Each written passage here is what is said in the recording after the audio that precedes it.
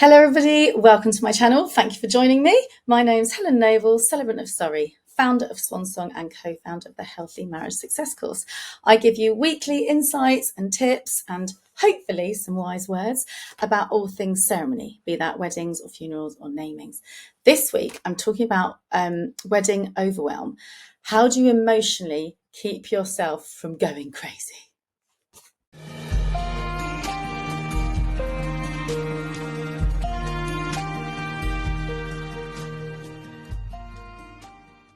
So over the course of I don't know, what year am I in? 11 years, I've learnt to really support brides and grooms in how to manage their nerves, either on the day, but particularly running up to the wedding ceremony itself or the funeral if it's a loved one. And the key comes down to three things. The first one being your values. What is important to you? And when you really think about it and say, if it's the fan, actually at the end of the day, as long as this happens, then you're happy. Is that as long as everyone has a good time? So actually your value is fun. As long as the key family members make it and come, then the rest is whatever. So actually then your value is family. If it is, actually, do you know what? I don't care. As long as it's you and me, then it's you and me. So everything else is garnish. Find out at the end of the day, if it's all going wrong, what is it that will make you go, do you know what? As long as boom, boom, boom happens, I'm all fine. People are always saying, don't sweat the small stuff, but they don't know what your small stuff is. They might think, oh, the guests are the small stuff. And actually, as long as it's you and your other half, then everything else is fine. But for you, it might be, no, we're having a wedding because you want everyone to come. We haven't eloped. The guests aren't the small stuff. It's actually all about everyone coming together.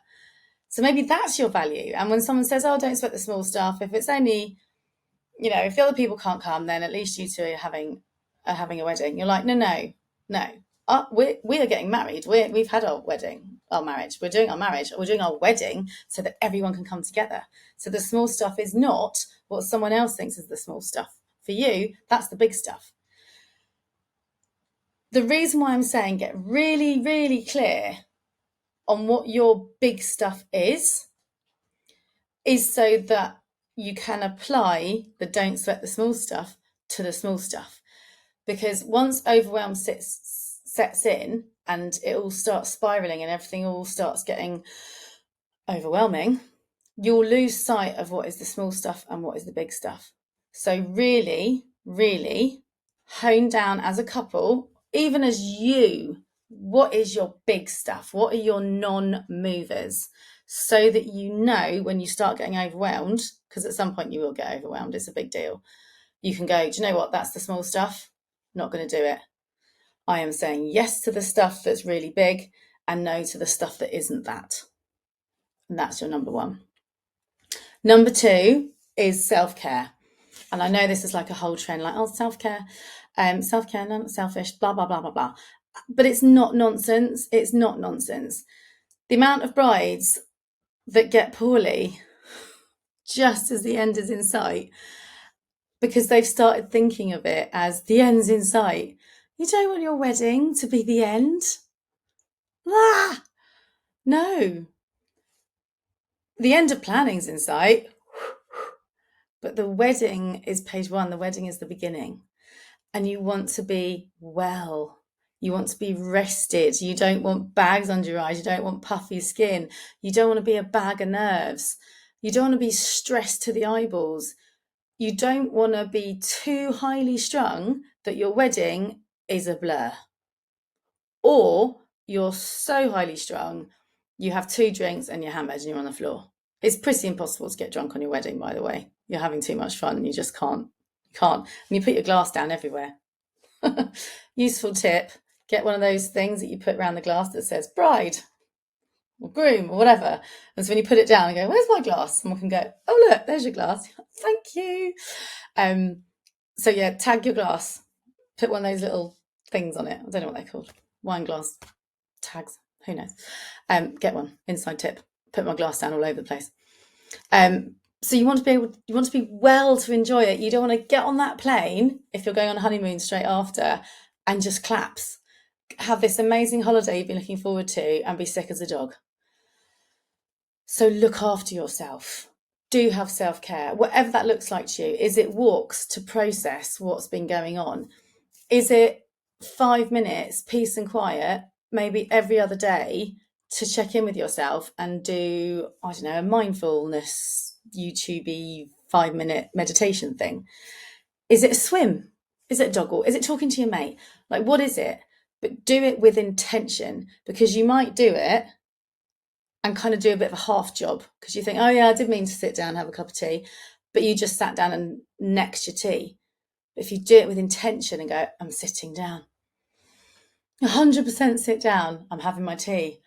Oh, that's nice. It's not stewed. It's not gone cold. You haven't forgotten to take the tea bag out. It's not in a dirty mug from yesterday. Like, do it with intention. So even if it is a cup of tea, make that a mindful experience. And then your brain will know it's had a moment. And the overwhelm is actually cortisol levels in your body, and they build up throughout the day. So by the time you go to bed, you're wired. So if you can build it level, it'll build up, level it out, build it up, level it out, because it will just continue to grow throughout the day and climb. So if you can take those 5 minutes, dog walk, whatever, but do it mindfully, get your heart rate down. There's all sorts of little techniques you can do, breathing, all sorts of stuff. I can do another one on that if you want. Let me know, but I'll assume you're just going to Google 5-minute mindfulness techniques. Give yourself an intentional moment of self-care. Second point, because you don't want to be sick at your wedding or absolutely flatline on your honeymoon. The third thing is boundaries. I find that really hard because I'll just give and give and give, or I'll accept and accept and accept and be like, oh, yes, yes, yes, yes, yes. But it kind of comes back to your first pillars. What do you want to say yes to more of and no to all the other stuff? And when you know that, then you can communicate that to your family and friends. And you can say, this is what we're about. This is how the wedding's going to look. This is how we hope it's going to feel. This is what's important to us. So, as a boundary, if you can do that for us, that would be amazing. Oh, you're doing that. Thank you so much. Actually, it doesn't fit with where we're going, but I love it.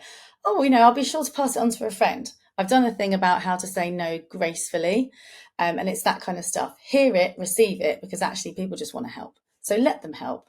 Let them feel like they've helped you. And then if it isn't your big stuff, you can just let it go.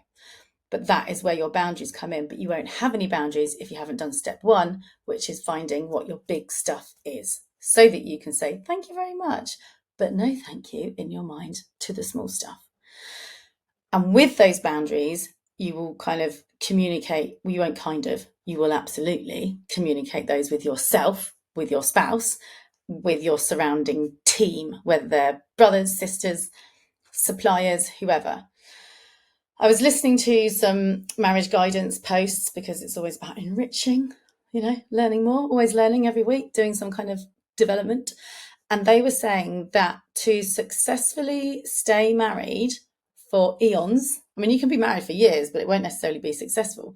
But to be successfully married, you need to speak to each other properly for 90 minutes a week. Doesn't need to be blah, blah. Doesn't need to be about logistics. Doesn't need to be about it all just comes down to logistics mainly. But about you, what makes you happy, how your week's gone emotionally, where you're feeling physically like, oh, I'm really whacked this week. And it might be because of the logistics, But it's knowing that, oh man, I'm on 50% because blah, blah, blah. So you know where each other are energetically, where you are logistically, because you've probably got a shared diary or a shared something, notice board, whatever. But that communication of those 90 minutes a week, however they are, it might be on the dog walk when you're being mindful, because value one might have been mindfulness, that you are spending that time together. That will feed into your boundaries, which will feed into your self-care, which will feed into your big things. And then you would have cracked it. So hopefully that's a magic recipe. I do specialise in neurodivergent couples and socially anxiety couples because I'm all about the brain getting familiar, because familiarity makes you feel safe, and I want everybody to feel safe and happy on their big day. So I'm here.